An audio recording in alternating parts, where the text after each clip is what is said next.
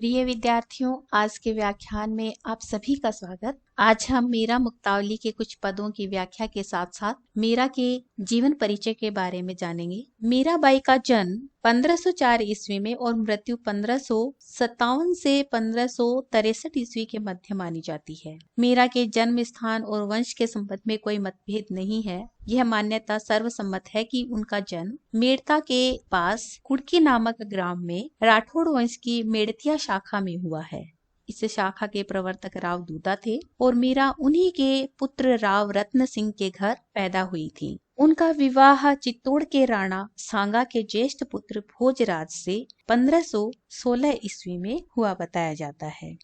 दुसंयोगवश विवाह के 7 वर्ष पश्चात ही भोजराज का स्वर्गवास हो गया, जिससे मीरा के अंतर मन में विद्यमान अब तक अप्रकट अंतर संघर्ष प्रकट रूप में उनके जीवन का अंग बन गया। तो मीरा तत्कालीन प्रथा के अनुसार सती नहीं हुई, क्योंकि वे स्वयं को अजर अमर स्वामी की चिर सुहागिनी मानती थी। इस प्रकार निश्चय ही मेवाड़ के राजघराने के लिए सर्वथा यह अप्रत्याशित घटना थी। परंतु मीरा अब तथाकथित लौकिक बंधनों से पूर्णतः मुक्त होकर निश्चिंत भाव से साधु संगति एवं भक्ति भाव में अपना समय व्यतीत करने लगी। राणा सांगा की मृत्यु के पश्चात उनके उत्तराधिकारी विक्रम सिंह को मीरा का यह आचरण असह्य लगा। उसने मीरा को अनेक यातनाएं दी, पर मीरा का प्रभु प्रेम अचल रहा। मीराबाई द्वारा रचित कही जाने वाली पूर्ण या अपूर्ण रचनाएं प्राप्त हैं, जिनका उल्लेख यत्र तत्र मिलता है। उनकी कुछ 11 रचनाएं बताई जाती हैं। गीत गोविंद की टीका, नरसिंह जी का मायरा, राग सोरठ का पद, मलार राग, राग गोविंद, सत्यभामानुरूषण, मीरा की गरबी, रुक्मणी मंगल, नरसिंह मेहता की हुंडी, चरित, स्फुट पद। लेकिन इनमें से केवल स्फुट पद ही मीरा की प्रामाणिक रचना है। अन्य रचनाओं में से कुछ तो किसी अन्य कृतिकार या दूसरों के द्वारा रचित हैं। कुछ लोक प्रचलित जनश्रुतियों या किंवदंतियों के आधार पर मीरा के नाम से संबद्ध हो गए हैं। तो मीरा के स्फुट पद आजकल मीरा की पदावली या मुक्तावली के नाम से प्रकाशित रूप में हमें मिलते हैं। मीरा हिंदी साहित्य के भक्ति काल की अन्य कवियों की भांति एक सगुण भक्ति काव्य धारा के अंतर्गत एक अन्यतम स्थान रखती है। मीराबाई का काव्य उनके हृदय से निकले सहज प्रेमोच्छ्वास का साकार रूप है। उनकी वृत्ति एकांततः और समग्रतः प्रेम माधुरी में ही रमी है। अपने आराध्य गिरधर गोपाल की विलक्षण रूप छटा के प्रति उनकी अनन्य आसक्ति अनेक जगह शब्द धारा बनकर फूट पड़ी है। कृष्ण प्रेम में मत वाली मीरा ने मन ही मन उनके मधुर मिलन के स्वप्न संजोकर आनंद की अनेक प्रकार की व्यंजना की है, किंतु उनकी कविता का प्रमुख रस वियोग श्रृंगार है। उनकी विरह भावना का कोई और छोर नहीं। प्रेमोन्मादिनी मीरा का एक एक पद उनके इस आकुलता का परिचायक है। वियोग श्रृंगार के अतिरिक्त मीरा के काव्य में शांत रस की भी व्यंजना मिलती है। सांसारिक धन वैभव की क्षण भंगुरता का बारंबार उल्लेख करते हुए उन्होंने निर्वेद भाव की अभिव्यक्ति भी की है। उनकी भक्ति भाव पद्धति और शास्त्रीय पद्धति दोनों दृष्टियों से सारयुक्त है, किंतु उसमें शास्त्र दृष्टि स्पष्टतः सीमित और भाव पक्ष सबल है। वास्तव में माधुर्य और दैन्य भाव उनके काव्य में घुल मिलकर एक हो गए हैं। तो मीराबाई के काव्य की जो भाषा है वह सामान्य रूप से राजस्थानी मिश्रित ब्रज भाषा है।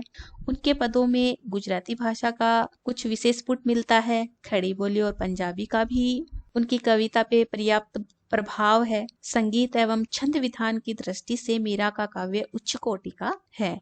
उनके पद विभिन्न राग रागिनियों में आबद्ध हैं। उनके पदों में यत्र तत्र विभिन्न छंदों का भी उपयुक्त निर्वाह मिल जाता है। भाव प्रधान होने के कारण उनके काव्य में अलंकारों की सायास योजना कहीं दिखाई नहीं देती। अनुभूति के सहज मार्मिक प्रवाह में उपमा, रूपक, उत्प्रेक्षा आदि अलंकार अपने आप उनकी वाणी का अनुसरण करते चले हैं। मीरा ने अपने आराध्य से अपना दाम्पत्य भाव का संबंध दर्शाया है। मीरा ने अपनी प्रेमा भक्ति को अलौकिक बताकर अपने आराध्य को एक और अविनाशी कहा है, तो दूसरी ओर लौकिक रूप में श्री कृष्ण को अपना प्रिय एवं प्राणाधार स्वीकार किया है तथा दाम्पत्य भाव से प्रियतम के रूप पर मोहित होने तथा उसे रिझाने की प्रेमिल भावनाएं व्यक्त की हैं। इसी कारण मीरा की भक्ति माधुर्य भाव या कांता भाव की मानी जाती है।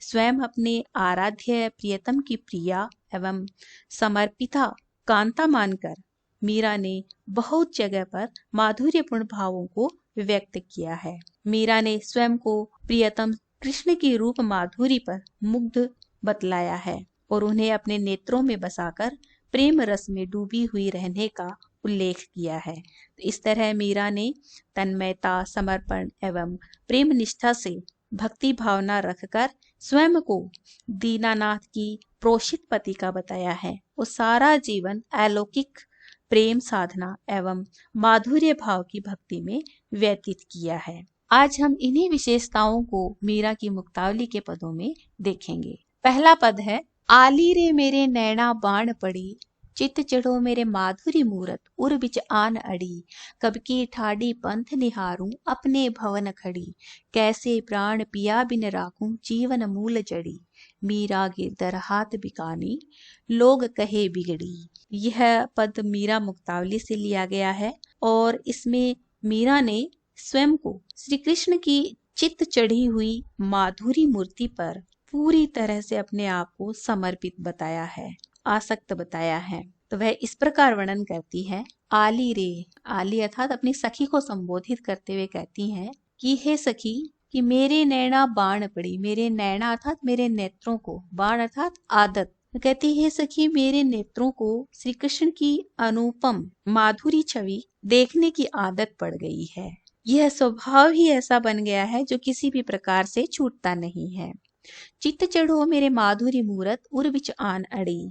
फिर वह कहती है कि प्रियतम श्री कृष्ण की वह माधुरी मूर्ति मेरे हृदय में बस गई है, उस मोहक छवि ने मेरे मन को लुभा लिया है, वह मेरे हृदय में गड़ी हुई सी दिखाई देती है। तो यहाँ पे भाव यह है कि कृष्ण की वह मधुर मूर्ति मेरे हृदय में इतनी दृढ़ता से स्थापित हो गई है कि वह अब निकलने वाली नहीं है।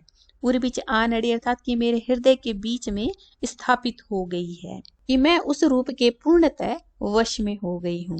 फिर आगे कहती है, कब की ठाडी पंथ निहारूं, ठाडी अर्थात कि खड़े हुए, और पंथ मार्ग, निहारूं अर्थात देखती हैं या प्रतीक्षा करती हैं। तो वह इस तरह से वर्णन करती है कि मैं उस रूप के पूर्णतः समर्पित हो गई हूँ और उनकी प्रतीक्षा में जाने कब से मैं अपने भवन में खड़े हुए उसी मार्ग की ओर देख रही हूँ, अर्थात उनकी बाट जोह रही हूँ कि अपने उस प्यारे कृष्ण के बिना ये प्राण कैसे रह सकते हैं, क्योंकि वो तो जीवन मूल जड़ी, कि वह मेरी जीवन की मूल जड़ी है, अर्थात कि मेरा जीवन का सर्वस्व है, जिनके प्रेम वश में मेरे ये प्राण सदा के लिए बंध गए हैं। मीरा गिरधर हाथ बिकानी, लोग कहे बिगड़ी। मीरा अपने उन्हीं गिरधर पर पूर्णतः समर्पित हो चुकी हैं। हाथ बिकानी अर्थात कि उनके हाथ बिक गई हैं, अर्थात यहाँ पे मुहावरे का बड़ा ही सुंदर वर्णन किया गया है कि मीरा उनके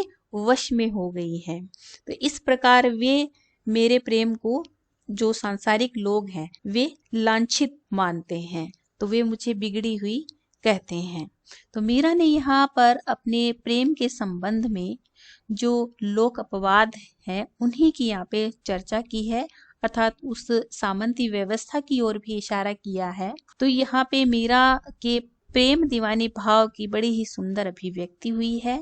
भाषा मुहावरेदार है और लाक्षणिक सौंदर्य से युक्त है और अनुप्रास अलंकार का यहाँ पे वर्णन हुआ है।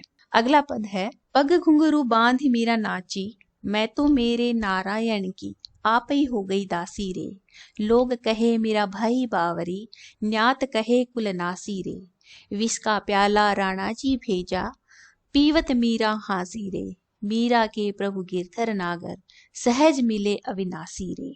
यहाँ पे इस पद में मीरा ने गृह त्याग कर जब श्री कृष्ण की भक्ति को अपना लिया था और उनके कुल और उनके परिवार के जो लोग थे उन्होंने उनके प्रति कोई अच्छी प्रतिक्रिया व्यक्त नहीं की थी, उन्हीं का यहाँ पे वर्णन किया गया है। इसी प्रसंग का यहाँ वर्णन है। तो इस प्रकार वर्णन करते हुए मीरा कहती हैं कि पग घुंघरू बांध मीरा नाची रे, कि मैं तो उस श्री कृष्ण के भक्ति भाव से विभोर होकर अपने पैरों में घुंघरुओं को बांध लिया है, अर्थात कि मैं घुंघरू बांध करके नृत्य करने लग गई हूँ। मैं तो मेरे नारायण की आप ही हो गई दासी रे। तो यहाँ पे नारायण श्री कृष्ण को कहा है।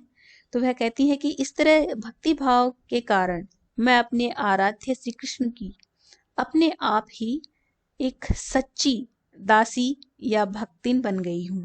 तो इस बात से लोग कहे मेरा भई बावरी, न्यात कहे कुल नासी रे, कि और यह बात लोगों को पसंद नहीं आई। तो वो लोग कहते हैं कि मीरा बावली हो गई है, अर्थात उनके जो परिवार और कुल के जो लोग हैं वे मीरा को बावली या पागल बताने लग जाते हैं और मीरा को कुलनाशी अर्थात कुल का नाश करने वाली कहते हैं। विष का प्याला राणा जी भेजा, पीवत मीरा हासी रे। तो फिर आगे कहती हैं कि इस प्रकार पैरों में घुंघरू बांध करके नाचना और भक्तों की तरह इधर उधर घूमना फिरना उन्हें अच्छा नहीं लगा और मुझे बावली बता करके कुलनाशी बताया गया। तो इस प्रकार राणा जी अर्थात कि जो मीरा के जो देवर थे अर्थात भोजराज के छोटे भाई विक्रम सिंह, राणा जी कहा जाता था जिनको, तो उन्होंने मीरा की भक्ति का इस तरह का जो आचरण है वह अच्छा नहीं लगा और इसी कारण उन्होंने मीरा को मारने के लिए विष का प्याला भेजा कि ताकि उसे पी जाने से मीरा मर जाए। लेकिन मीरा कहती है कि मैं विष के प्याले को हंसते हंसते पी गई, अर्थात निडर होकर के उस प्याले को पूरा पी गया, अर्थात विष पान कर लिया। लोगों की बातों पर अब मुझे हंसी आती है, अर्थात कि मीरा उनका यह कृत्य देख करके हंसने लग जाती है। तो मीरा कहती है कि प्रभु गिरधर नागर सहज मिले अविनाशी रे। तो मीरा कहती है कि मेरे तो प्रभु बड़े ही चतुर गिरधर नागर हैं, बड़े चतुर हैं और वो तो अविनाशी हैं, अनश्वर ईश्वर हैं तथा अपने भक्तों को सहज रूप में प्राप्त हो जाते हैं और वे हमेशा अपने भक्तों की रक्षा करते हैं। तो वे प्रभु मुझे भी सहज रूप में अवश्य मिल जाएंगे। तो इस प्रकार मीरा की अनेक पदावलियों में इस तरह की व्यंजना मिल जाती है कि वे भक्ति भाव से विभोर होकर अपने आराध्य की मूर्ति के समक्ष गुणगान करती हैं और नाचने लग जाती हैं। तो नारी होने के कारण इनका इस तरह का भक्ति भाव देख करके, उनकी कृष्ण के प्रति तन्मयता को देख करके जो कुल के लोग हैं अर्थात कि जो सामंती लोग थे उनको यह बात पसंद नहीं आई। इसी कारण कुछ लोग मीरा को बावली समझते थे और कुछ लोग उसे कुल का नाश करने वाली बताते थे। तो इस तरह से विक्रम सिंह के द्वारा भेजा गया विष पान की जो ऐतिहासिक घटना है उसकी ओर भी इसमें संकेत किया गया है। तो भारतीय दर्शन, उपनिषद, गीता आदि सभी में संसार की जो क्षणभंगुरता और परमेश्वर को अविनाशी एवं सनातन बताया गया है। तो उन्हीं भावों के अनुसार मीरा को ऐसे लोगों पर हंसी आती है कि जो सार तत्व को छोड़ करके संसार की असारता को महत्व देते हैं। तो इस पद में अनुप्रास और काव्यलिंग अलंकार का प्रयोग हुआ है।